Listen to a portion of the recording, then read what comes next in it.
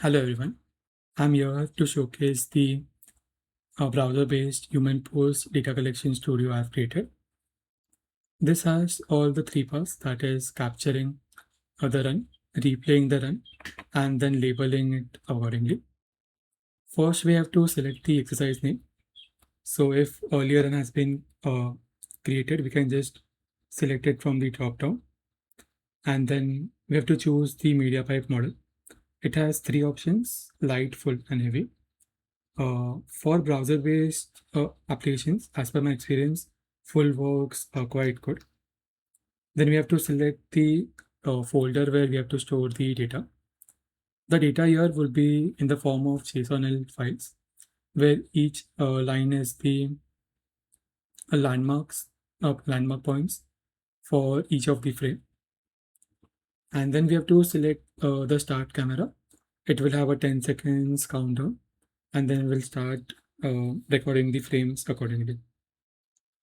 After the run has been recorded, we can go to the replay section, select the same dataset folder, select the exercise, then the recording accordingly, then click on run replay.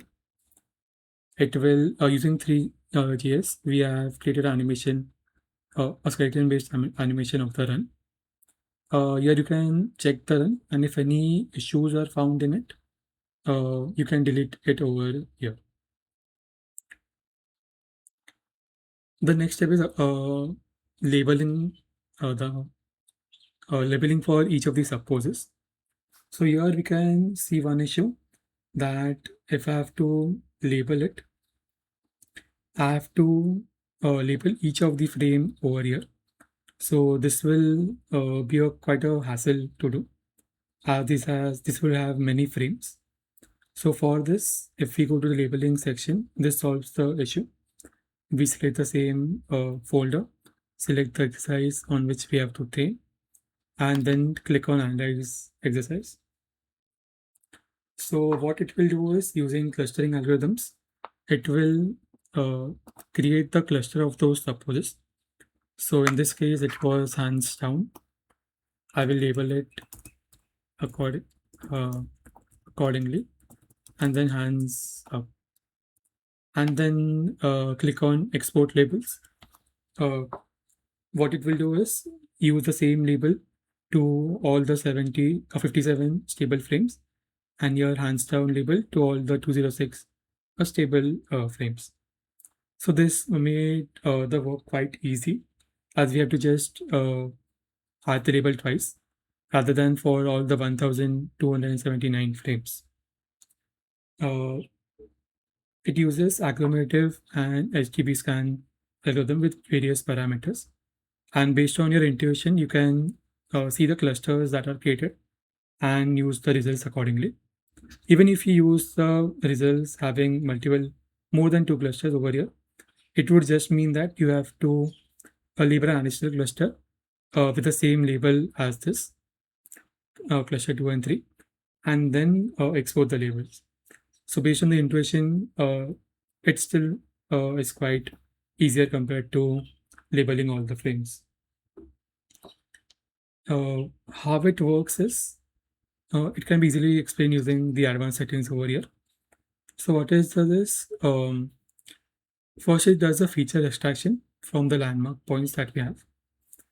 So that is angle between the joints. It captures accordingly, and then we have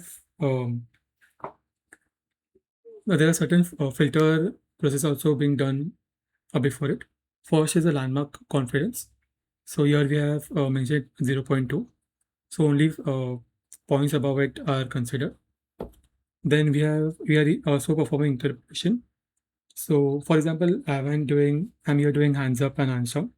In the hands up sub position, there might be certain situation where for a quick for few milliseconds, my hand might be out of the frame, and using interpolation, we can, rather than losing that frame, we can still add an approximate value to it. Then I perform soothing to it. because based on the lighting conditions that I have in my room, and even the inference, MediaPipe inference is done on the browser. So there's some jitter present in it. So smoothing does make the results quite nice. And it also has a stability threshold. So if I open this, uh, all the blue parts are the stable positions. So the gray parts are the either the values are very jittery, or I might be in the transition position from one subpost to another. So those aren't considered for creating the clusters. Because if we consider those, it will be a kind of a separate cluster of its own. So the stability threshold mentions that if the value is quite high, it is flexible to have like a realistic stability. If we lower the value, it would mean that while collecting the data, the value should be more stable, which is quite difficult to achieve. But those can be altered from this section. So this was the data collection tool which I created, which makes it quite easier to collect data for applications involving humans. Thank you.